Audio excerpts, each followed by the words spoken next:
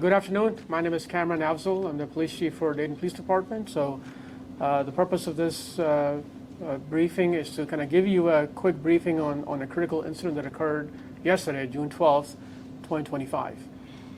Again, the following purpose is to intend to provide you with information about a critical incident and to make sure that you and the community has a better understanding as to what led to this incident. One other word of caution, because I know some of you guys go live, that the images and information they're about to see may be disturbing, so the viewer discretion is advised. So this is the scene overview of 900 block of Miller Avenue, which is in the city of Trotwood. Literally right immediately south, immediately north of that at Miller and Hoover is city of Dayton. And if you know this location, Dayton and Trotwood go back and forth if you go through that. So 900 block of Miller Avenue is where the location incident occurred, which is depicted by the circle, red circle on the top left, and you have some point of references with the park, so you have a better idea and the community has a better idea as to where it occurred. A little bit more of an overview.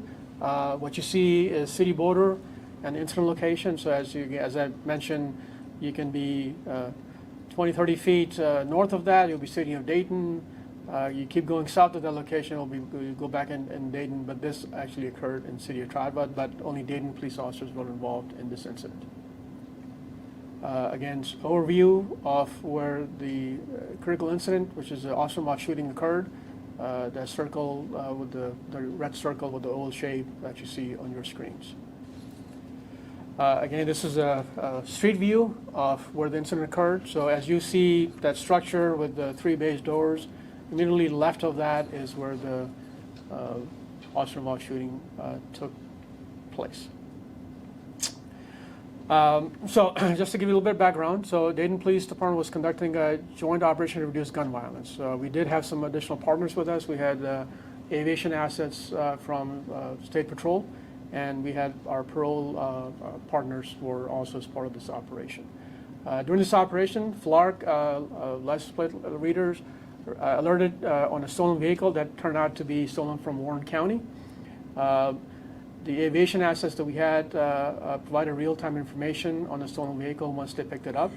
As they were providing information, the crews that were there started responded, and as you'll hear the audio, that the aviation pilot alerted that there was some kind of interaction between the stolen vehicle in question, which we were targeting, and the pickup truck where the individual that was eventually shot was occupying.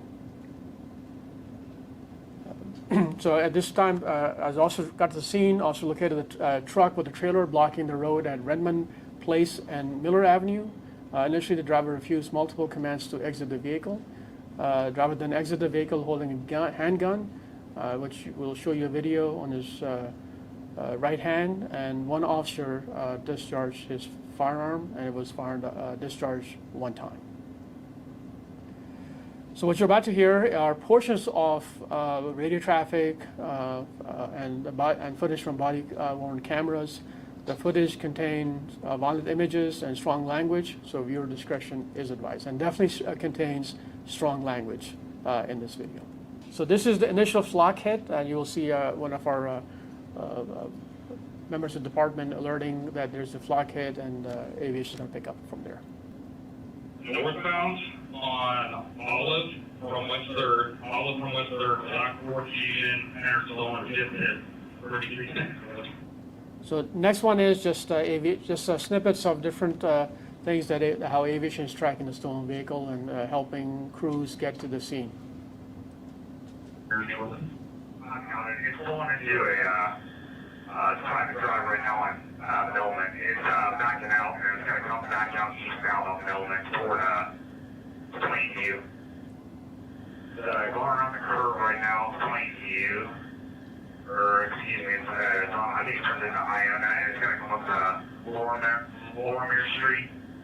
Right. This next traffic, you'll hear it twice. You'll hear it here, and also you'll hear it on the responding officer's body cam footage, where the OSP advises there is interaction between the stolen vehicle and the truck. It's a dead end. Okay, he might have just thrown something to a truck that's sitting right there on Miller. He slowed down and did a little hand gesture. I'm not sure what that was about. So this is the body cam footage from the officer that discharged his weapon. So that radio transmission that you heard, you'll hear it again. This will take you all the way up to right at the point that the officer discharged the firearm. So we're not going to show anything past that. That has been that has what we have done. So we'll show you all the way up to right at the point where the officer discharges his firearm. So, southbound Miller, he's coming up to Redmond Place. It's a dead end. Okay, he might have just thrown something to a truck that's sitting right there at Miller. He slowed down and did a little hand gesture. Not sure what that was about. Still southbound Miller. Let's stop. Somebody this just truck. picked something up. Yeah, let's stop the truck.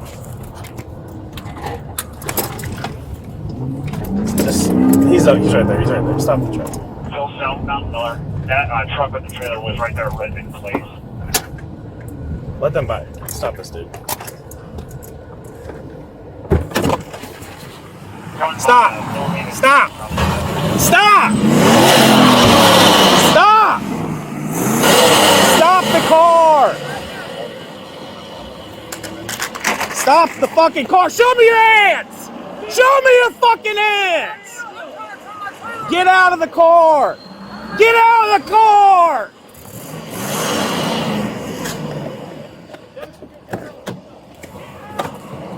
Get out of the fucking car! Get out of the car! Get out of the car! Get out of the fucking car! Get out of the car! Get out of the car! This is not an option! Get out of the car! What? I'm trying. Get out of the car! He's gonna run. He's gonna run. Get out of the car! Get out of the car and we'll explain it to you. Show me your fucking hands. He's got a gun! He's got a gun! Drop the fucking gun! Drop the... So the next slide is a couple of snippets from the officer's body cam footage where you can see what appears to be a handgun, and this handgun was recovered. On the rightmost picture is the handgun recovered, and at this point, this is immediately on top of where the individual ended up falling down on the ground. And right as it appears, and again, this is part of the criminal investigation that we're not part of, that he was shot right around this time when as he's running with his handgun and looking back at the officer. And this is just based on the video evidence that we have currently. So this is just snippets from that. This is the handgun that was actually recovered. It's a 9mm Glock 19X loaded with 11 live rounds and 1 round in the chamber. This incident occurred literally at this time, about 1:11 p.m. Officer requested medics at 1:11. Officers rendered aid. And medics arrived on the scene at 1:19 p.m. and left scene at 1:25 p.m. and arrived at a local hospital at 1:35 p.m. The subject taken into custody is currently in stable condition at local hospital. At least I'm told that he is actually going to be released, and the Montgomery County Sheriff's Office is going to be filing charges. We believe the charges are going to be weapons under disability, obstructing justice, and possession of illegal narcotics. I don't think that's done yet, but I think it's about to be. Because he has not been booked under those charges, we're not going to release his name because he's still uncharged. So he is a white male in his 20s. The criminal convictions that he's had, receiving stolen property, attempt to commit trespass and habitation, felony, failed to comply with order of the police, with substantial risk of serious physical harm, also a felony. So those are what he's already been convicted of. The officer involved, 9 years of service, 8 commendations, no discipline. As with all officer-involved critical incidents, the following types of investigations occur. First is a criminal investigation, which the Montgomery County Sheriff's Office will be conducting for us, and they're already in the middle of that. Once they're done, we will be doing an internal administrative investigation. Will be conducted by a professional standards bureau. At this point, I will take your questions and understand that I can only give you what I know you're probably going to ask me about perspective. I'm not going to give you perspective because that's the responsibility of the officers involved as to what they saw, why they did what they did, and then when it comes to an internal investigation, we'll be asking the same questions. Mike? Chief, we saw other units heading up to presumably what was the actual stolen car. Okay. Did you take anyone into custody that was in that stolen car? And then secondly, have you been able to determine how that person may have been related to the person in the pickup, like what the reason for the stop and? So we have taken somebody, well actually the individual was taken to hospital because apparently we were concerned about overdosing on narcotics. We have been told, and this is not confirmed, that the two individuals do know each other.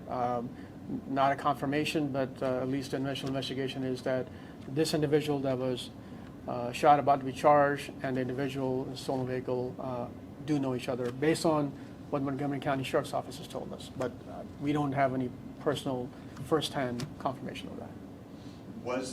Was there just an exchange of communication between the two to your knowledge, or did one of them hand any narcotics to the other one? Or? We have no idea as to what the interaction was. We only can go by what was relayed by the aviation to our officers.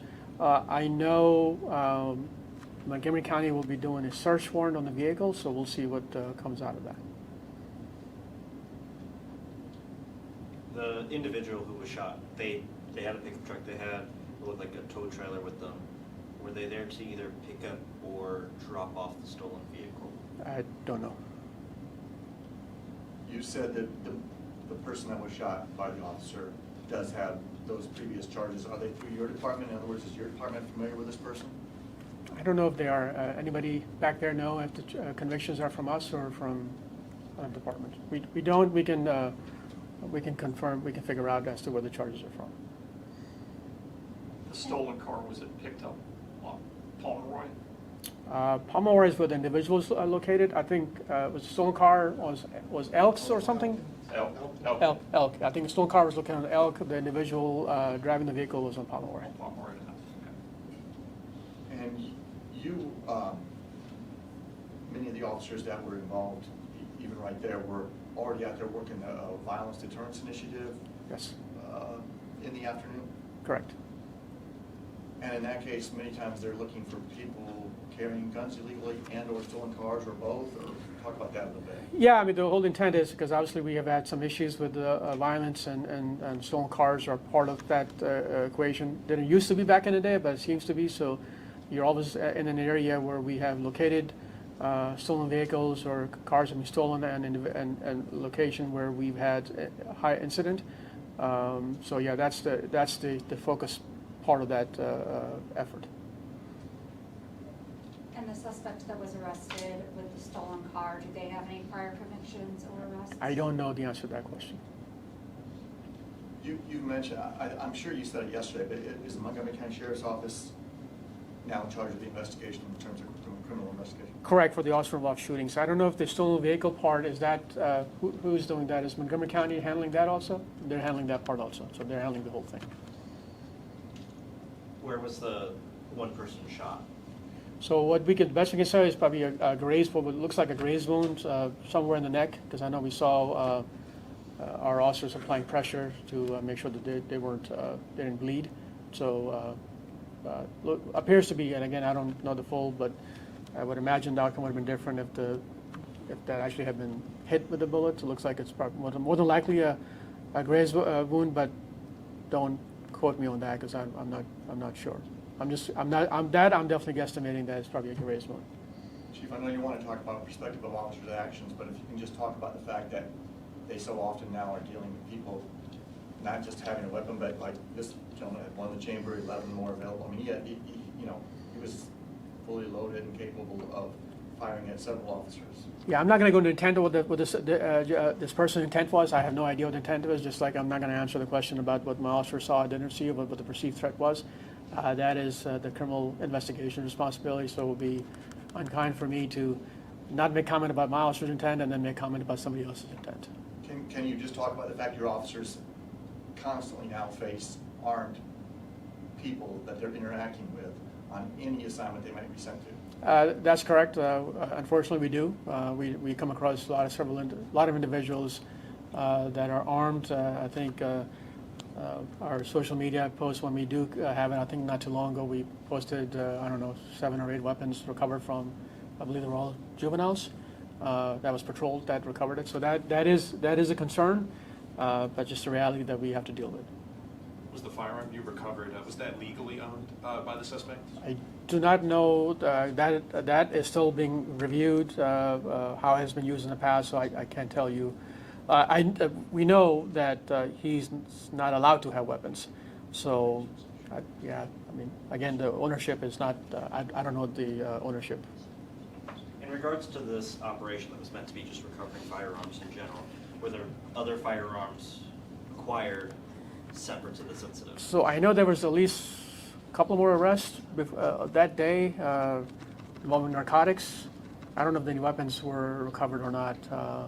But usually on these operations, we definitely recover stolen vehicles and weapons and narcotics. I know that there was at least, I'm looking at, I don't know if the firearms were recovered, but I know that I saw something that said that there were some arrests made prior to this. But obviously after this incident, this operation ceased because this takes us into different complexities. Can you just talk about, I mean, just again, go over your officer's current job status and why? The officer's job status, so they're going to be, they're going to go talk to our doctor, make sure they're okay, so until that time, they're going to be on admin leave. I got one last question. Yeah, and I can tell you that one of the things that we talked about, this is not something that is normal for us. Believe it or not, we don't use our firearm nearly as much as people think. I think it's usually a few times a year. So I can tell you the perspective I got from not just the officer that discharged the firearm, but other officer, it did shook him, and that's not unusual for us. That usually is an issue for us anytime we're in a deadly force situation. That it does affect our officers quite a bit, and understandably so.